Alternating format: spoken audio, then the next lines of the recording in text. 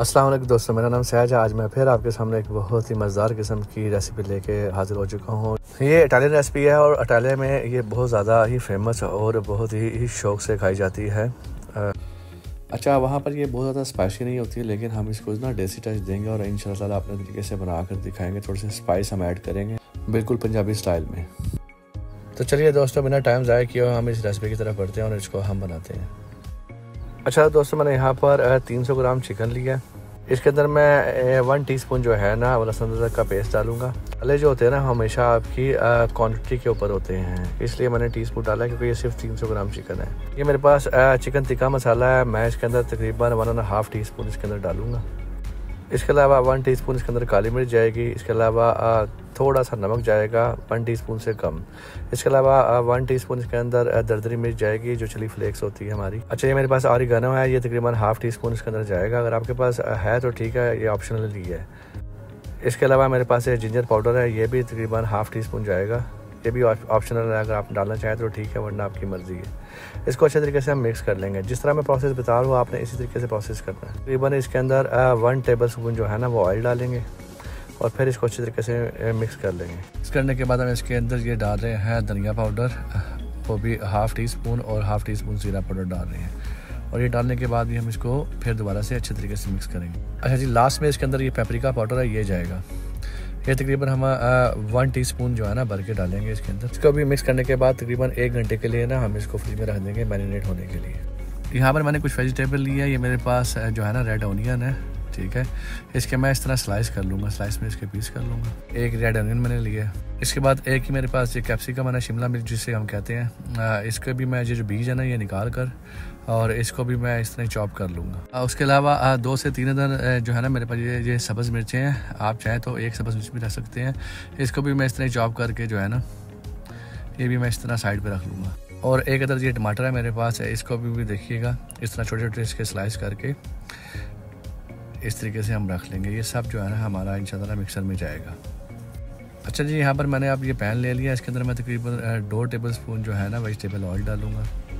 ज़्यादा ऑयल नहीं डालना आपके लिए, बस इस तरीके से। और जो मेरी फ्लेम होगी ना वो हाई टू मीडियम होगी। अब हम जो कुकिंग करनी है ना अपने चिकन की, वो हाई टू मीडियम फ्लेम पर ही कुकिंग करनी है। तकरीबन 10 मिनट तक मैं चिकन को जो है ना इसी तरीके से पकाऊंगा। जैसे चिकन पानी छोड़ देगा और अपना कलर छोड़ देगा तो मैं इसको तकरीबन 10 मिनट के लिए जो है ना ढक दूँगा। अच्छा जी, 10 मिनट हो गए ढके हुए। हम ढक्कन उठा कर देखेंगे। ये देखें चिकन हमारा बिल्कुल रेडी हो चुका है और इसने अपना ऑयल भी छोड़ दिया है। जो फ्लेम थी ना मेरी वो हाई टू मीडियम ही थी। आपने बस क्या करना है, जब आपने ढक्कन लगाना है तो आपने 2-2 4-4 मिनट के बाद इसको चेक करना है। और अगर ये नीचे लग रहा हो तो इसके अंदर चम्मच चला लेना। पानी इसमें आपने हरगिज़ नहीं डालना।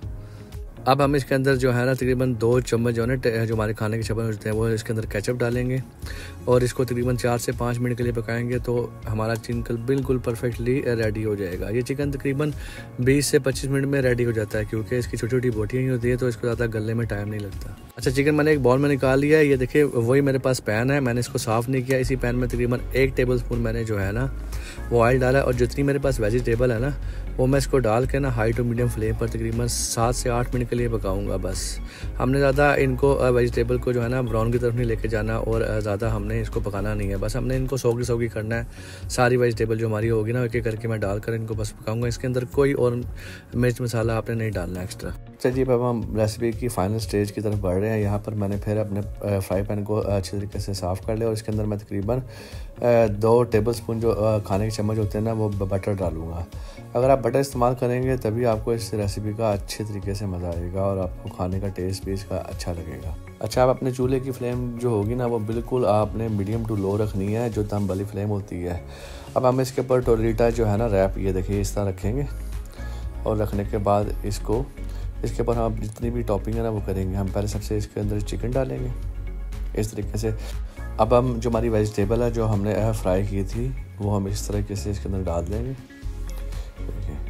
और अब मैं इसके अंदर ये देखिए 2 चीज़ के जो स्लाइस है ना वो रखूँगा मैं इस तरीके से। मेरे पास मोज़रेला चीज़ है शेडर, ये इसके अंदर हम डालेंगे। ये आप अपनी मर्ज़ी है आपकी कि आपने जितनी क्वांटिटी इसके अंदर चीज़ की जो है ना रखनी है। ये देखिए इस तरीके से टॉपिंग करें। अच्छा अब मैं इसको इस तरीके से देखिए बस फोल्ड कर लूँगा। हमने इसकी रैप की शक्ल नहीं देनी, हमने इस तरीके से इसको फोल्ड करना है बस, और इसके ऊपर हल्का हल्का इसको प्रेस करता रहूँगा। 1 से 2 मिनट के लिए मैं एक साइड से पकाऊंगा, फिर हल्का सा बटर लगाकर 1 से 2 मिनट के लिए मैं दूसरी साइड से पकाऊंगा। ये देखें ये जैसे जैसे हमारी मोज़रेला चीज़ जो है वो मेल्ट होगी, ये साथ साथ चिपकती रहेगी। ये देखें इस तरीके से तकरीबन 2 से 4 मिनट पकाने के बाद ये देखें जैसे ही ये कलर आ जाए, ब्राउन कलर आ जाए, चिकन एंड चीज़ रैप जो है ना आपका बहुत ही मज़ेदार किस्म का रेडी हो चुका है। अच्छा अब हम इसको एक छुरी की मदद से या आपके पास कटर हो उसकी मदद से ये देखें इस तरीके से काट लेंगे। ये देखें मैं आपको इसके अंदर की कंडीशन भी दिखाता हूँ। ये देखें बिल्कुल चीज़ जो है ना साथ मेल्ट हो गए, बिल्कुल बहुत ही मज़ेदार और बहुत ही हेल्दी किस्म का है। ये देखिए जी हमारी फाइनल लुक। इंशाअल्लाह नई वीडियो में हम मज़ेदार किस्म की दोबारा हाज़िर होंगे। अपना ख्याल रखिएगा। अल्लाह हाफ़िज़।